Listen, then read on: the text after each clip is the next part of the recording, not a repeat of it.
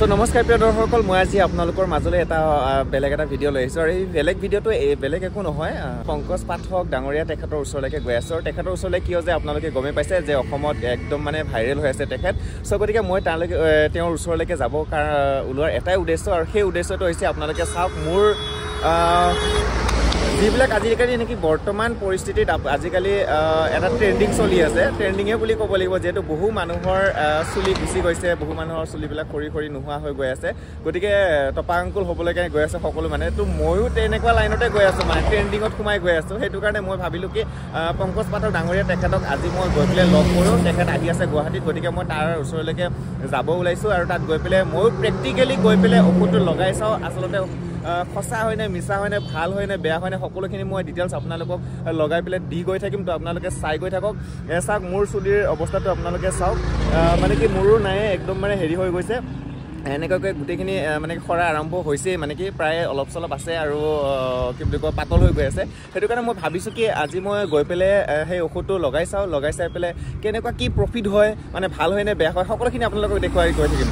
চ' আপোনালোকে প্ৰথমতে চাই গৈ থাকক। মোৰ আজিৰ ব্লগটো সম্পূৰ্ণকৈ আপোনালোকক দেখুৱাবৰ কাৰণে চেষ্টা কৰিম। আৰু লগতে আপোনালোকক মই কৈ দিছোঁ যে ইয়াৰ ৰিজাল্টটো মানে কেইদিনৰ পাছত কিমানখিনি ডেভেলপ হয় নে নহয়, সেই সকলোখিনি মই আপোনালোকক দেখুৱাই গৈ থাকিম। চ' গতিকে আপোনালোকে মোৰ ভিডিঅ'টো সম্পূৰ্ণকৈ চাই গৈ থাকিব।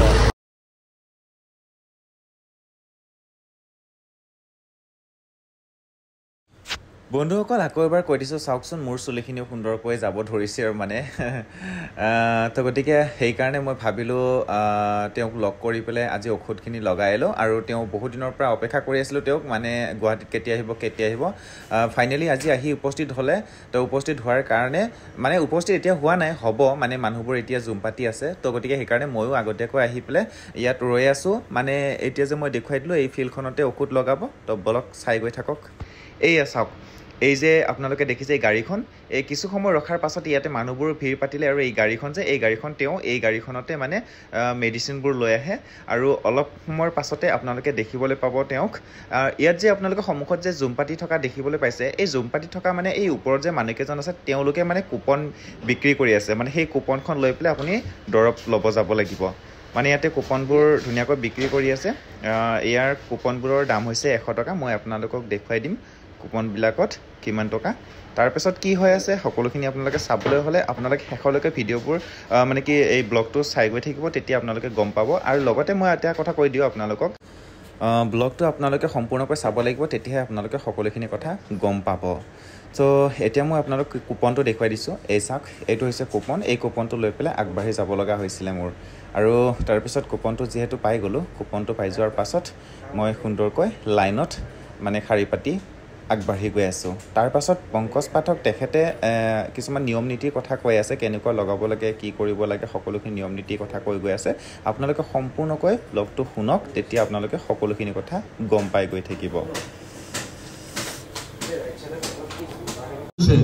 তো এইটো তেওঁলোকক আগতেও কৈছিল, এইটো সমস্যা হ'ব পাৰে যদি আপোনাৰ গেছৰ সমস্যা আছে, গেছ, এচিডিটি, ফেটি লিভাৰ এইবিলাক যদি সমস্যা আছে, তেনেহ'লে এইটো সমস্যা হ'ব পাৰে। যদি আপোনাৰ কিবা খালে টেঙা টেঙা উগাৰ আহে, গেছ হয়, এচিডিটি হয়, খোৱাৰ লগে লগে পায়খানা যাব লগা হয়, তো তেনেকুৱা যদি সমস্যা আছে বা ফেটি লিভাৰৰ সমস্যা যদি আছে আপোনাৰ, তেনেহ'লে পূৰ্ণনভা জুচ খাব। আমাৰ ইয়াতে কাউণ্টাৰত আনি থোৱা আছে পূৰ্ণনভা জুচ। দৈনিক ৰাতিপুৱা আধা কাপ কৰি খাব। উঠি প্ৰথমতে ৰাতিপুৱা শুই উঠি গৰম পানী খাই ল'ব 2-3 গিলাচ, খাই লৈ পূৰ্ণনভা জুচ আধা কাপ খাই দিব। খাই 1 ঘণ্টাৰ পিছত ভাত চাত দি খাই খাব। তেনেকৈ কৰিলে 2-3 মাহত ফেটি লিভাৰ ঠিক হৈ যায়। তাৰপিছত যিসকলৰ পাইলছৰ সমস্যা আছে, শৌচ কৰিলে তেজ যায় আৰু গুদ্ৰদাটো খুব বিষ হয়, কিছুমানৰ গুটি গুটি নিচিনা হৈ যায়, কিছুমানৰ বাহিৰত ওলাই যায়, এইবিলাক যদি সমস্যা আছে পাইলছ, ফিচাৰ, ফিস্তুলা, তেওঁলোকে এটা জুচ আছে আমাৰ অল ক্লিয়াৰ নামৰ, সেইটো 6 মাহমান খাব লাগে। ৰাতি ৰাতি ভাত খোৱাৰ পিছত খাব লাগে 30 ml কৰি। খালে এইটো সমস্যাও ঠিক হৈ যাব। আৰু যাৰ চুগাৰ আছে তেওঁলোকে গিলয় জুচ খাব। যাৰ প্ৰেছাৰ আছে, ইউৰিক এচিড আছে, কলেষ্ট্ৰল বাঢ়িছে, তেওঁলোকে অৰ্জুন জুচ খাব। এইখিনি নিয়ম আপোনালোকে ফ'ল' কৰিব। তাৰপিছত বাকী যিবিলাক আপোনালোকক কৈছোঁ, 5 মিনিটত ধুই দিব, 5 মিনিটৰ বেছি নাৰাখিব। তাৰপিছত ধুই লগে লগে জেলটো লগাব লাগিব, এসপ্তাহ পিছত তেলটো লগাব লাগিব। সেই নিয়মখিনি একদম ষ্ট্ৰিক্টলি ফ'ল' কৰি থাকিব। 5 মিনিটৰ বেছি কোনেও নাৰাখিব, মাত্ৰ 5 মিনিট ৰাখিব। এতিয়া আমি লগোৱা আৰম্ভ কৰিম। আপোনালোকৰ যিসকল সেকেন্ড আছে তেওঁলোকে লগাই যাব, আৰু যিসকলে ফাৰ্ষ্ট টাইমৰ কাৰণে আহিছে তেওঁলোকে ধুনীয়াকৈ নিয়মখিনি একদম প্ৰথমৰ পৰা মই বুজাই দিম, তেওঁলোকে বুজি হেনে লগাব। আপোনালোকে যদি ভিডিঅ'টো সুন্দৰকৈ চাই আছে তেতিয়াহ'লে গম পাইছে চাগে ঔষধটো কেনেকৈ লগাব লাগে, কি ধৰণে লগাব লাগে।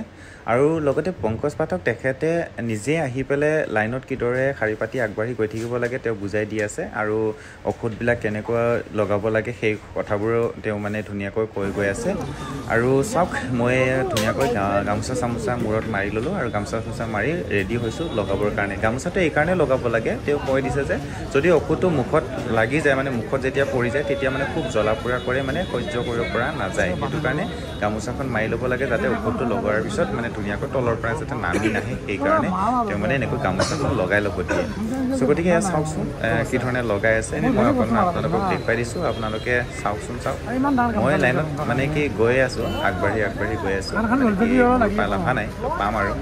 চ' গতিকে অকণমান আপোনালোকে চাই থাকক কি ধৰণে লগাই আছে তেওঁলোকে ঔষধবোৰ। এয়া চাওক, যিসকলে গামোচা মাৰা সকলোৱে গামোচা মাৰি লৈছে। মই আপোনালোক অকণমান জুম কৰি দেখুৱাই দিম, আপোনালোকে চাই গৈ থাকক সুন্দৰকৈ।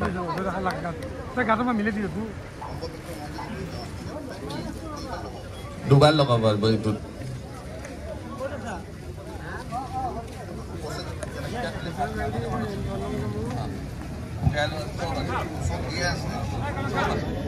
কম্বো পেকটোৰ ভিতৰত চব আছে, দুবাৰ লগাব পাৰে, দুবাৰ।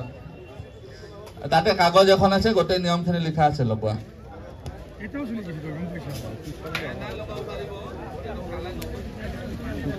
জেতুকা লগাব পাৰিব, কিন্তু কালাৰ নকৰিব। 5 मिनटत धोई দিব, 5 मिनटर बेसी कोने नाराखिब। 5 मिनट में धोना है, 5 मिनट से ज्यादा नहीं रखना है। आंख में पानी नहीं जाना चाहिए किसी का भी।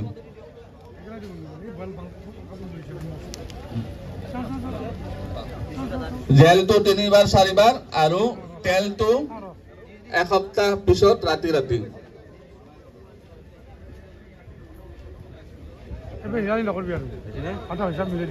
কম্বো পেকটো কাউন্টাৰত পাব, সব বস্তু আমাৰ তাতে কাউন্টাৰত আছে, কিবা লাগিলে লৈ যাব। ঠিক আছে, তোকে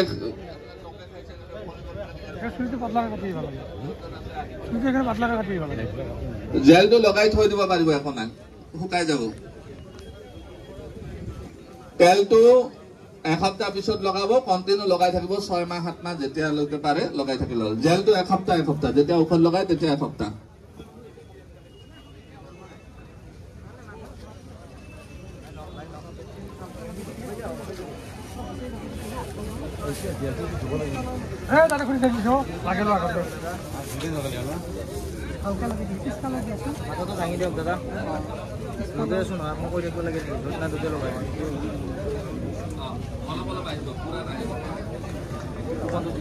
চ' ঔষধ চকুত ল'লোঁ, এয়া দেখিছে, এয়া এইটো হৈছে জেল, এইটো হৈছে তেল, আৰু হৈছে কম্বো পেক।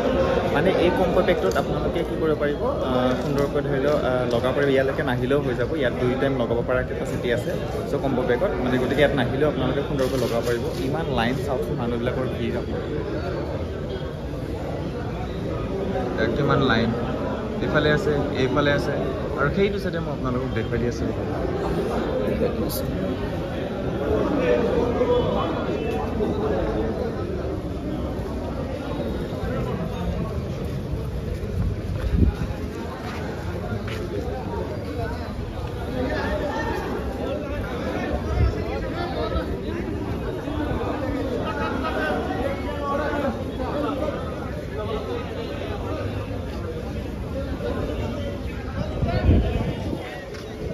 তো এনেকৈ মানে গোটেই লাইন চাইন পাতি থাকিব লাগিব। লাইন পাতি থাকিলেহে আপুনি ল'ব পাৰিব, নহ'লে বহুত মানুহৰ ভিৰ হৈ যায়, আৰু বহুত মানুহৰ ভিৰ হৈ গ'লে আপোনালোকে যদি নলওঁ বুলি ভাবে, খং উঠি গুচি গ'লে কিন্তু উপায় নাই, আৰু আপোনালোকে ল'ব নাপাব। গতিকে আপোনালোকে ধৈৰ্য সহকাৰে ইয়াতে থাকি পেলাই আপোনালোকে ল'ব পাৰিব। এয়া চাওক, মই ল'লোঁ, জেল এটা লৈছোঁ, তেল এটা লৈছোঁ, আৰু কম্বো পেক লৈছোঁ। গতিকে মই প্ৰথমতে কৈ দিছোঁ যে কম্বো পেকটো মানে কি, আপুনি যদি ইয়াত নাহি পেলাই আপুনি লগাম বুলি ভাবিছে মেডিচিনটো, তেতিয়াহ'লে আপোনালোকে ল'ব পাৰিব সুন্দৰকৈ।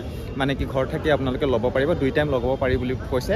আৰু 1 টাইম ঔষধটো লগালে তাৰপিছত 15 দিনৰ পিছতহে আপোনালোকে আপোনালোকে ল'ব লাগে এই ঔষধটো ল'ব লাগে তো তাৰ কাৰণে নিয়ম নীতি কিছুমান আছে মই ভিডিঅ'ত আপোনালোকক দেখুৱাই দিছোঁ আপোনালোকে চাই গৈ থাকিব সুন্দৰকৈ মোৰ ভিডিঅ'টো সম্পূৰ্ণ কৰিব গতিকে মোৰ যিহেতু লোৱা হৈছে আৰু বহু মানুহৰ ভিৰৰ মাজত ল'লোঁ আৰু বহুত ৰ'দৰ মানে এনেকুৱা থাকি পেলাই ল'লোঁ লাইন পাতি ল'লোঁ তো গতিকে এতিয়া লৈ পেলাই এতিয়া যামগৈ তো গতিকে ৰিজাল্টটো চাম শেষত কেনেকুৱা হয় তাৰপিছত আপোনালোকক দেখুৱাই গৈ থাকিম আপডেটবোৰ তো আপোনালোকে চাই গৈ থাকিব মোৰ ব্লগটো গতিকে আজিলৈ ইমানে বাই বাই